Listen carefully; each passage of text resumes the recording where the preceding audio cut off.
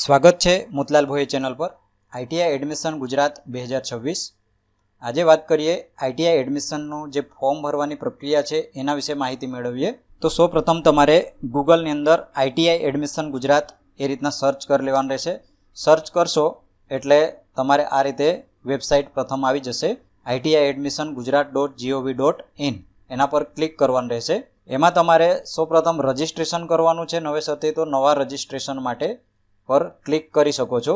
આ જે ફોર્મ છે એ તમે આઈટીઆઈના હેલ્પ સેન્ટર ખાતે જઈ વિના મૂલ્યે ભરાવી શકો છો, પણ તમારે જે આ ફોર્મની જે ફી છે 50 રૂપિયા એ તમારે કપાવવાની રહેશે અથવા ભરવાની રહેશે। તો સૌપ્રથમ આમાં હશે તમારું અરજદારનું નામ, પિતાનું નામ અને અટક જે તમારે માર્કશીટમાં જે છે એ તમારે અહીં લખવાનું રહેશે। ત્યારબાદ આધાર કાર્ડ મુજબ અહીંયા પૂરું નામ લખવાનું રહેશે।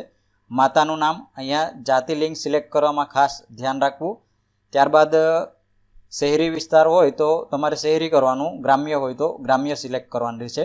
સિલેક્ટ કરશો, અહીં ઓપ્શન સિલેક્ટ કરશો એટલે અહીંયા બદલાઈ જશે।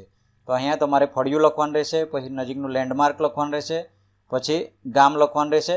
અહીં તમે ગામ પણ લખી શકો છો। ત્યારબાદ જિલ્લો સિલેક્ટ કરવાનો, તાલુકો સિલેક્ટ કરવાનો અને પિનકોડ એન્ટર કરવાનું રહેશે।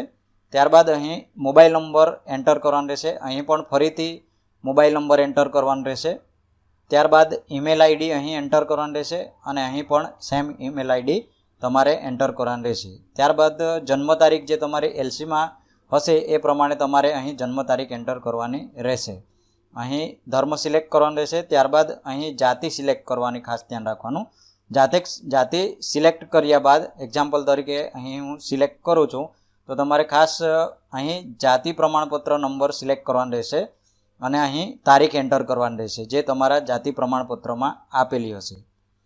ત્યારબાદ તમારે અહીંથી જે તમારું સ્ટાન્ડર્ડ છે, 9th છે, 10th છે, જે લાગુ પડતું હોય એ તમે અહીં સિલેક્ટ કરી શકો છો અને એ માર્કશીટની અંદર જે તમારું અહીં પાસ કર્યાનું વર્ષ છે એ તમારે લખવું પડશે। એક્ઝામ્પલ તરીકે 10th સ્ટાન્ડર્ડ લઈએ છે તો એ એસએસસી પરીક્ષા પાસ કર્યાનું વર્ષ, પછી એસએસસી બેઠક નંબર, ત્યારબાદ મેળવેલ ગુણ અને કુલ ગુણમાંથી જે ટોટલ મેળવેલ કેટલા ગુણ છે એ લખવાનું રહેશે। ત્યારબાદ ગણિતના અને વિજ્ઞાનના માર્ક। આ ગણિત અને વિજ્ઞાનમાં ખાસ ધ્યાન રાખવાનું કે જે ગ્રેસિંગ માર્ક છે એ લખવાના નથી, જે મૂળ માર્ક છે એ જ તમારે અહીં લખવાના રહેશે। તમારે જે ગ્રેસિંગ માર્ક છે એ અહીં એન્ટર કરવાના નથી। ધોરણ 12ના મેળવેલ ગુણ, વિજ્ઞાન પ્રવાહ અથવા બીજો પ્રવાહ એ સિલેક્ટ કરવાનું રહેશે, પણ ખાસ સૂચના કે 12 પાસ ટ્રેડમાં એડમિશન લેવા ઈચ્છતા હોય તો જ એચએસસીના માર્ક્સ નાખવા। નોંધ, એચએસસીના થિયરી અને પ્રેક્ટિકલના મેળવેલ ગુણ નાખવા તો એ અહીંથી સિલેક્ટ થશે। અને જો પણ આ શાના માટે છે કે જો 12 પાસ કોઈ ટ્રેડ હોય કે જેમાં ક્રાઇટેરિયા 12 પાસનો હોય અને એમાં એડમિશન લેવા ઈચ્છતા હોય તો જ એન્ટર કરવાનું રહેશે, નહીં તો પછી નહીં ભરો તો પણ ચાલશે। ત્યારબાદ ફેશન ડિઝાઇનિંગ અને મેડિકલ ઇક્વિપમેન્ટના વ્યવસાય માટેની આઈટીઆઈ પાસની લાયકાત, તો એ પણ અહીંથી સિલેક્ટ કરી શકો છો, પણ આ જે વ્યવસાય છે એના માટે જ લાગુ પડશે। જો અંગ્રેજી સ્ટેનો અથવા સેક્રેટરિયલ પ્રેક્ટિસ માટે ચોઈસ આપવી હોય તો એસએસસીમાં મેળવેલ અંગ્રેજીના ગુણ તો એ અહીં એન્ટર કરવાના રહેશે, પણ આ કોર્સ કરવો હોય તો એના માટે જ છે।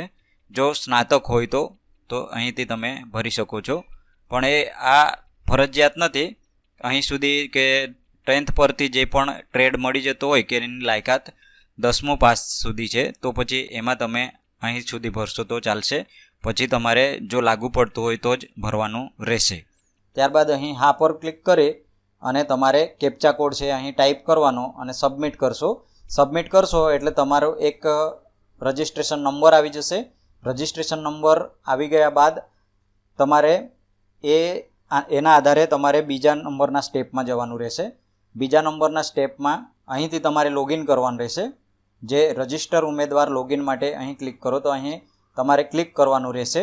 ત્યારબાદ તમારો જે રજિસ્ટ્રેશન નંબર છે તે અહીં ક્લિક કરવાનું રહેશે અને અહીં જન્મ તારીખે એન્ટર કરવાનું રહેશે। ત્યારબાદ કેપ્ચા કોડ નાખશો, લોગિન કરશો એટલે ઓટીપી આવશે।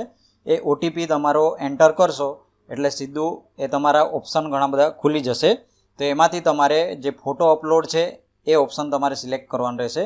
ફોટો અપલોડ કર્યા બાદ કે ફોટો તમારે ખાસ કે એમાં 25 કેબીથી નીચો ઓછો ના હોવો જોઈએ અને 100 કેબીથી વધારે ના હોવો જોઈએ. તો એની વચ્ચેનો જે હશે ફોટો એ અપલોડ થશે.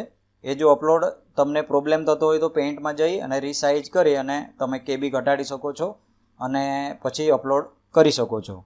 ત્યારબાદ એ અપલોડ કર્યા બાદ તમારે એ કન્ફર્મ કરવાનું રહેશે કે તમારું જે એપ્લિકેશન ફોર્મ છે એ તમારે કન્ફર્મ કરવાનું રહેશે. એ કન્ફર્મ કરી દીધું ત્યારબાદ તમારું કે જે એક પ્રિન્ટ થશે ફોર્મ, તમારું રજિસ્ટ્રેશન જે ફોર્મ છે એ પ્રિન્ટ થશે અને એ પ્રિન્ટ કરેલો ફોર્મ તમારે લઈ જઈ અને તમારે આઈટીઆઈમાં તમારા ડોક્યુમેન્ટ વેરિફિકેશન કરવાનું રહેશે. તો કયા કયા ડોક્યુમેન્ટ તમારે વેરિફિકેશન કરાવવા પડશે? તો માર્કશીટ, જે પણ તમે માર્કશીટ એન્ટર કરી છે એ માર્કશીટ તમારે લઈ જવાનું રહેશે. ત્યારબાદ એલસી લઈ જવાનું રહેશે, આધાર કાર્ડ લઈ જવાનું રહેશે અને તમારે જાતિનો દાખલો લઈ જવાનો રહેશે. તો આટલીક વસ્તુ હશે તો તમારું ફોર્મ છે એ વેરિફિકેશન થઈ જશે. એ વેરિફિકેશન થયા બાદ તમારું આઈટીઆઈ હેલ્પ સેન્ટરની અંદર જ તમારું વેરિફિકેશન પછી કે ફોર્મ ચેક થયા બાદ તમારું ફાઇનલ ત્યાં વેરિફિકેશન થશે અને વેરીફાઈ થયા બાદ તમે રજિસ્ટ્રેશન ફી ભરી શકશો. એ પણ તમારે આઈટીઆઈ હેલ્પ સેન્ટર ખાતે ભરી આપવામાં આવશે. જો ત્યાં ના ભરી શકો એવું કંઈક ઇસ્યુ થાય તો તમે જાતે પણ એ ફી ભરી શકો છો.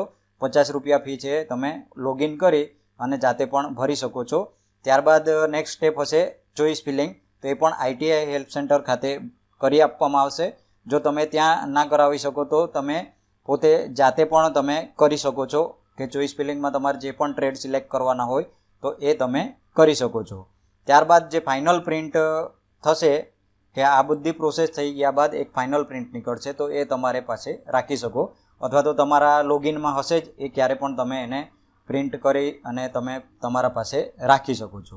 ચોઇસ ફિલિંગ એટલે કે ટ્રેડ સિલેક્શન થઈ ગયા બાદ જ્યારે હાલના કાર્યક્રમ પ્રમાણે 10/7/2026ના દિવસે રિઝલ્ટ આવશે કે જેમાં ખબર પડશે કે તમે સિલેક્શન કરેલું હતું એ ટ્રેડમાંથી મેરિટ પ્રમાણે તમને કયા ટ્રેડમાં એડમિશન મળે છે તો એ ત્યારે ખબર પડશે અને ત્યારે તમારે ડોક્યુમેન્ટ જમા કરવાના અને ફી જમા કરાવવાની રહેશે.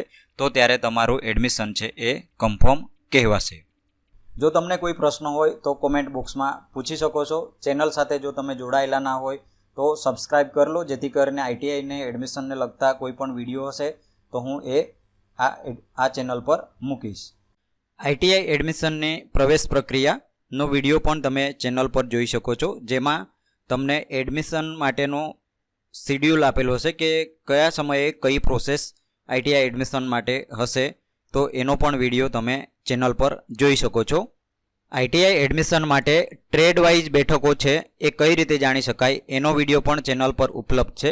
એ પણ તમે જોઈ શકો છો, જેમાં તમને ટ્રેડ વાઇઝ સીટો આઈટીઆઈમાં કયા ટ્રેડમાં કેટલી સીટો છે એ તમને જોવા મળશે. વિડીયો ગમે તો લાઈક કરજો, બીજા મિત્રોને પણ શેર કરજો. વિડીયો જોવા માટે આભાર.